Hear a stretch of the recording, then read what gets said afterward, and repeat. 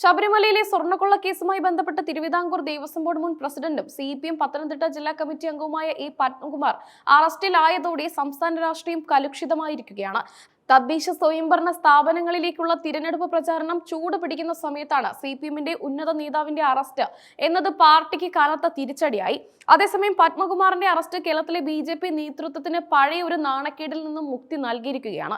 ഈ വർഷം മാർച്ചിൽ CPM സംസ്ഥാന സമ്മേളനത്തിൽ നിന്നും പിണങ്ങിയിറങ്ങിയ പത്മകുമാറിനെ BJP നേതൃത്വം പാർട്ടിയിലേക്ക് ക്ഷണിച്ചിരുന്നു. BJP ജില്ലാ പ്രസിഡന്റ് അടക്കമുള്ള നേതാക്കൾ അന്ന് പത്മകുമാറിന്റെ വീട്ടിലെത്തി കണ്ട് പാർട്ടിയിലേക്ക് ക്ഷണിച്ചത് വാർത്തയായിരുന്നു. എന്നാൽ BJP നേതാക്കളെ അധിക്ഷേപിക്കുന്ന പരാമർശങ്ങളായിരുന്നു അന്ന് പത്മകുമാറിൽ നിന്നും ഉണ്ടായത്.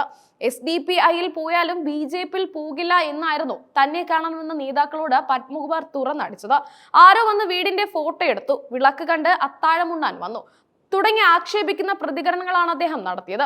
അന്ന് പത്മകുമാർ BJPയിൽ ചേർന്നിരുന്നുവെങ്കിൽ ഇപ്പോൾ വലിയ നാണക്കേട് സഹിക്കേണ്ടി വരുമായിരുന്നു എന്നാണ് BJP നേതൃത്വം ആശ്വസിക്കുന്നത്.